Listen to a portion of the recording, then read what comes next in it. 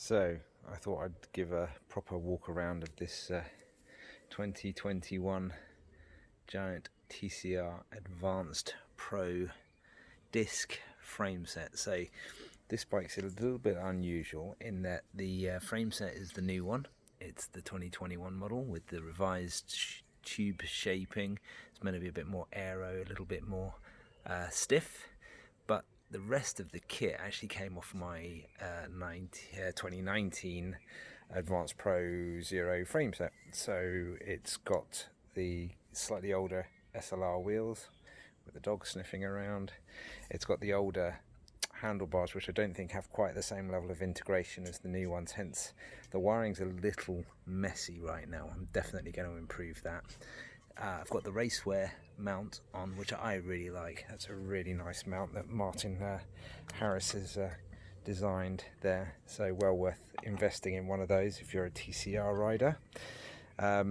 And then all my Di2 cranks, etc., all came off the old bike.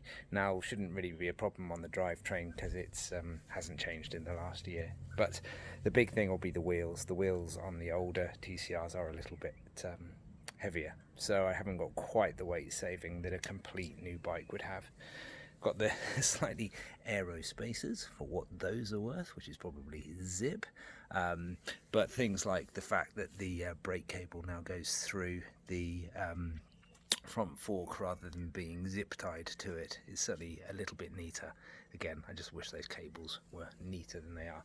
I've actually kept the older saddle as well. I think there's a new saddle that comes with the 2021 complete bikes, but this contact forward actually suits the TCR pretty well, I find. I actually struggled with that on the Propel, but on the TCR it works nicely. Obviously this is the non-ISP version, so it doesn't have the integrated post, but it does have all the normal hydraulics and what have you. So there you go. First impressions are it is faster. There's no two ways about it. It's definitely more aerodynamic, and you sense that both on the flat when you're up to speed, but also on the downhills. You know, even just freewheeling downhill, I could feel that I was getting an extra 1 or 2 sort of K over what I would normally get.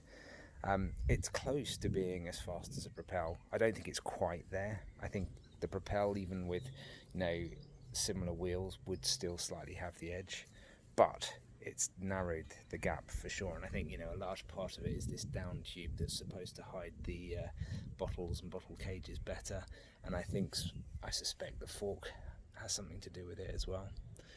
I feel like they've changed the head angle a little bit, because I definitely didn't used to run that many spacers under my stem, but the bike shop have set it up so that my bars are actually the same height. So yeah, it's an interesting slight difference they've made. Anyway, there you go. The sun's gone in, so you're probably not seeing the paint work quite as well, but I think that's really what drew me to this paint job, plus the supposedly aero benefits. Anyway, I hope you've enjoyed the little video. I'm sure there'll be many more that I'll do.